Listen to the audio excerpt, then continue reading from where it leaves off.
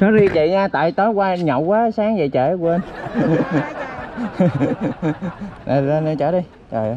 Vậy đó mình cũng nhậu nữa rồi, lỡ đâu rồi bỏ mấy cuốc sáng rồi sao anh? Trời ơi, thanh niên phải có cái thú vui với chị. Mà giờ có trễ quá không để em biết em chạy nè. Cũng hơi trễ anh, chạy cho kịp giờ với em nha. Ồ vậy giờ xe có nhiều chạy nhiêu ha? Vậy rồi, lên đây chở đi nè. Vậy chạy em lâu chưa? Không, nói chung là cũng không lâu đâu, tại em đứng ngay nhà. Ok, lên đây chở đi nè. Đại học Thủ Dòng 1 đúng không? Dạ đúng rồi. Ôi kế bên mà giờ chạy 200 km/h là tới liền vậy.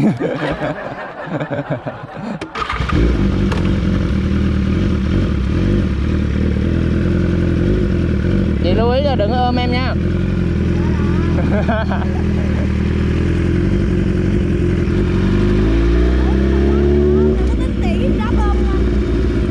Nếu ôm là em tính phí cao lắm á.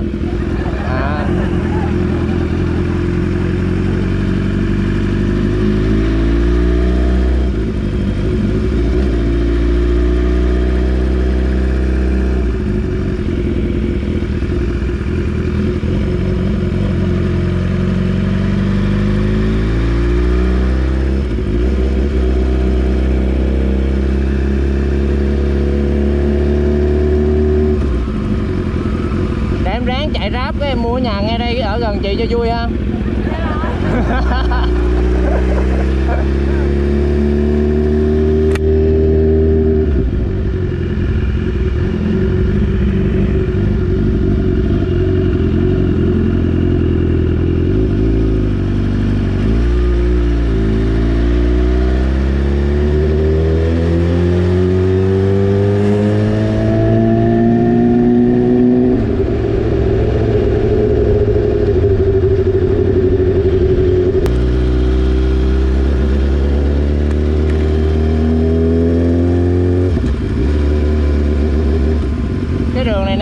Bự quá chị ha. Đúng rồi. Có xe anh chạy á. Đó mà chạy xe chạy cái đường này nó mới tức.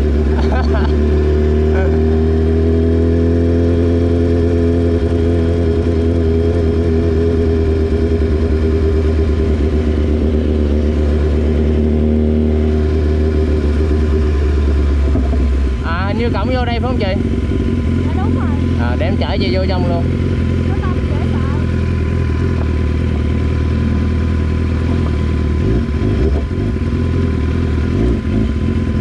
Nay nhiều thay đổi quá.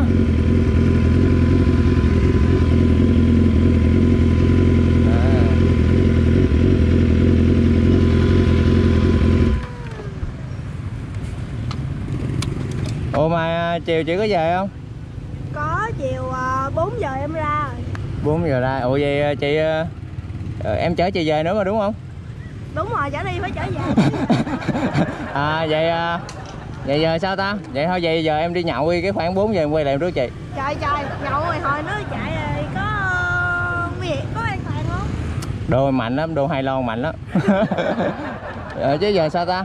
4 giờ hả? Đúng rồi. Mà 4 giờ đúng chị ra hay là có ra sớm ra chở gì không? 4 giờ đúng chị ra hả ta? Vậy giờ sao ta? Chẳng lẽ em vô em chờ là chị luôn ta? Không, tại vì vô chờ thì cũng được.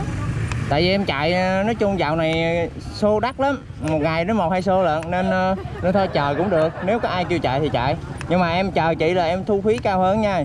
Phí chờ. Không tính phí nhiều tính. Vậy không có tiền em đi bộ về. Vậy thôi em vô em gửi xe chờ chị về luôn. 4 giờ đúng không? Dạ rồi. Dạ hơi căng à. Rồi ok chơi luôn. Rồi vậy đi để vô đó luôn. Không có cần leo lên luôn anh. Chị vô em chở vô chị vô tới trong luôn đó. Được chưa? Ok vô luôn.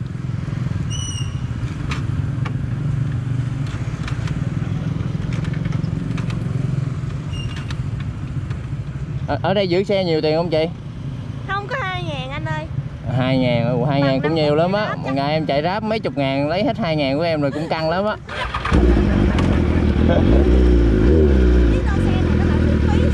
Mong là vậy.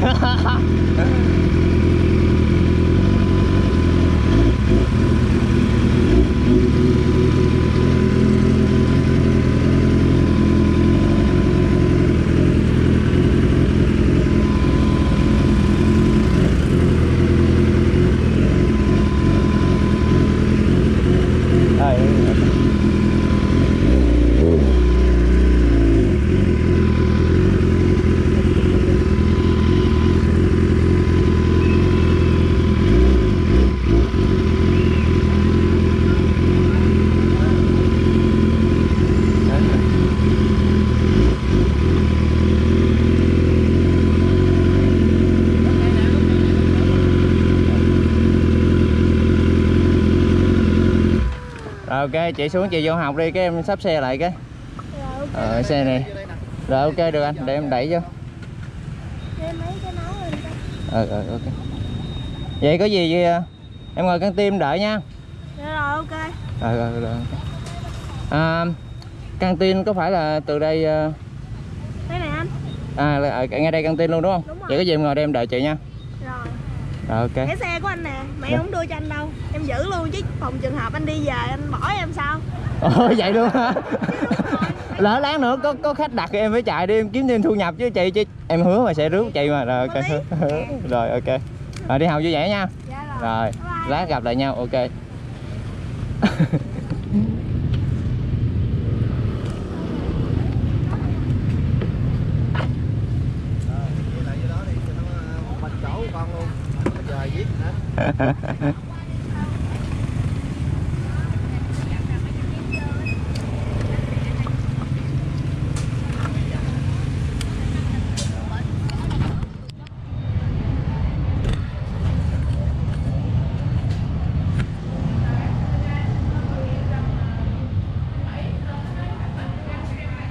Ủa anh ngồi đợi em từ nãy tới giờ luôn hả?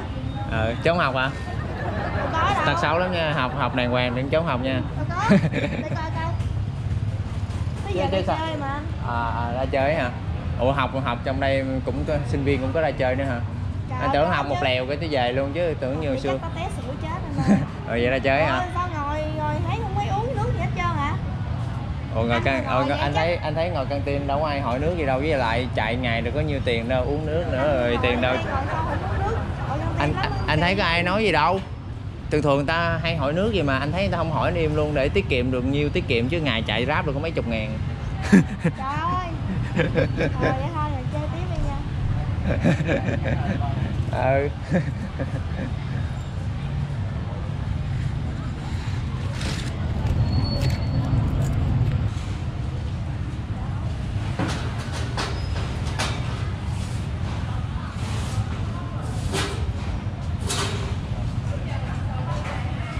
Em xuống đây định mua lông uống mà nó hết lâu lông rồi, cái thấy anh ngồi em mua cho anh Coca nè. Thiệt á hả? Chứ em không có uống Coca, em có uống lâu lông mà nó hết. Thôi kỳ dữ hả? Anh nói chứ anh đâu kháng nước đâu. Anh kháng nước là anh chủ động tới mua rồi thôi em uống đi chứ anh uống đâu kỳ trời kỳ chết được. Ngại gì nữa, ngại uống đi anh. Anh chạy Grab chứ anh có sự tự trọng lắm, em mua vậy anh kỳ thấy kỳ sao á. Cho nó uống không, anh muốn em lấy đi. Ê, thì thôi lỡ mày mua rồi thôi đi uống, anh uống cho em vui thôi chứ anh không kháng nước nha. Uống cho em vui rồi đó, uống gì em á. Rồi, em uống đi nha, tới giờ em vô học rồi. Ủa gì ra chơi có một chút à? Thì em vô chứ giờ xuống đây mua nước uống thôi chứ đâu có xuống đây chơi với ai đâu, anh thấy em đi có mình không thấy à. Rồi ok, vậy sắp về chưa? Chắc cỡ Anh tưởng là chờ chút xíu là chứ anh thấy chờ hơi lâu rồi, lát anh tính thêm thụ phí nha chứ ngồi chờ lâu quá. Vậy thôi vô học đi, tí nữa ra rồi anh ngồi chỗ này luôn nha. Dạ rồi. Ok em vô học đi. Vậy đáng đợi em xíu nữa nha. Ok. Ok.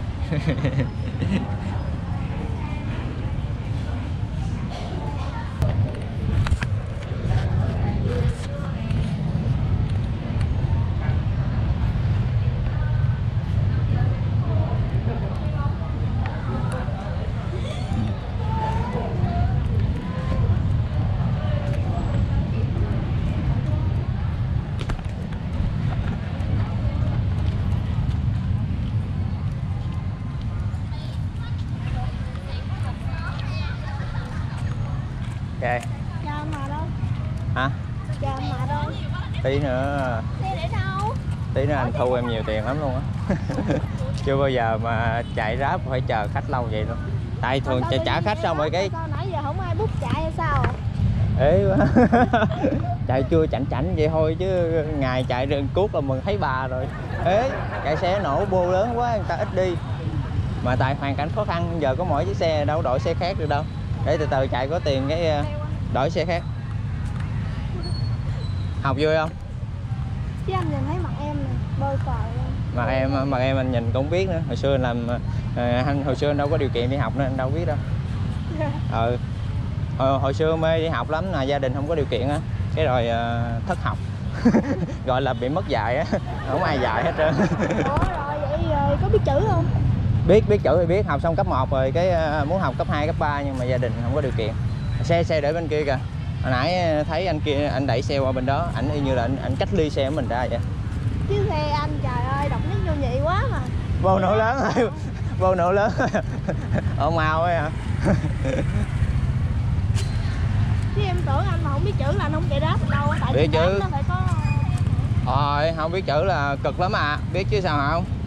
Dạ. Nhưng mà không có điều kiện học cao thôi. Bữa nào được thì em giới thiệu anh vô trường học với coi. Vô luôn đi anh, khỏi cần giới thiệu, anh cứ vô mà vậy thôi. Là em dẫn anh đi theo đúng không? Em kêu anh là phụ huynh. Bữa nay đi theo vô coi tình hình học tập như thế nào. Đó, xe bên kia kìa. Đâu anh? Bên đó. Trời. Xe anh là sao anh? Bỏ cô xe đạp á. Cô xe đạp hả? Ai biết. Hồi nãy thấy anh kia anh đẩy qua. Mà hồi nãy anh đẩy cũng cực lắm. Ok về. Mệt quá. Trời, vậy đó mà Kim Lưu Đại là cỡ 4 tiếng. Thì đi Chắc này tính tiền chắc dữ lắm anh ơi. tí sợ em không đủ tiền trả tiền cho anh nhé. Nè. Dạ rồi. Vậy ha. Dạ. Ok. Giấy xe anh giữ không ta? Đúng rồi. Đây. Đó. 2.000 phải không? Đúng rồi. Hơn 2.000 là em trả nha. Chứ anh khó khăn lắm rồi đó. Anh có tiền lẻ không? Không có em trả luôn cho. Nếu vậy tiền em trả luôn đi. Vậy em ngồi sau em trả giùm anh luôn. Dạ rồi. Thôi đợi tiết kiệm được 2.000 tư. Đây ra tiền lẻ. Có trời tiền vậy? Giàu có vậy ta. Anh chạy Grab mà anh còn ấy giờ anh thấy đưa cho người bắt Grab mà phải trả tiền xe luôn hả anh? Cái công sức anh chờ em mà. Trời ơi. Thì trả giùm anh nha. Dạ. Tí nữa anh bớt tiền Grab lại cho.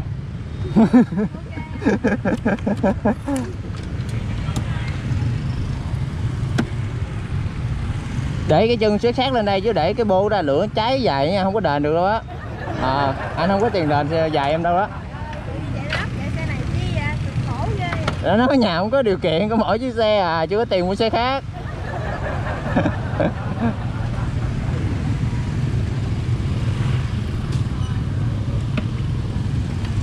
Rồi. Ok, em lên đi, chừng nào được nói anh nha. Muốn trải nghiệm cảm giác bốc đầu không? Thôi.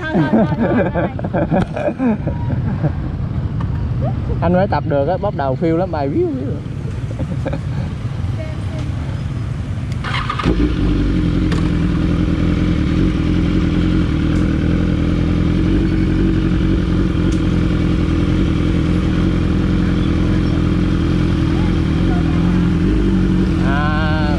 Anh hồi sáng ảnh chiều nay không có làm.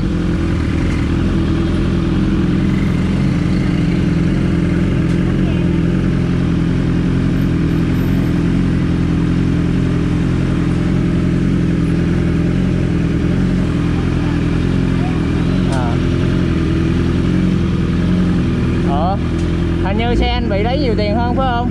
Đúng rồi. Vậy hả?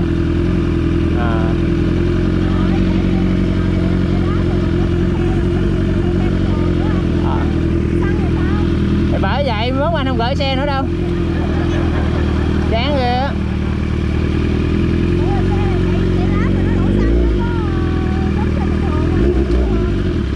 Nó đổ à.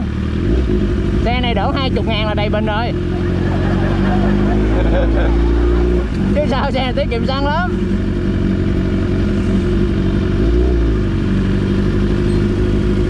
Trường đẹp quá, rộng quá.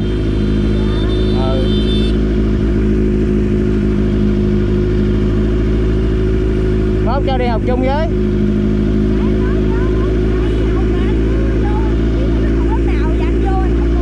Vậy hả?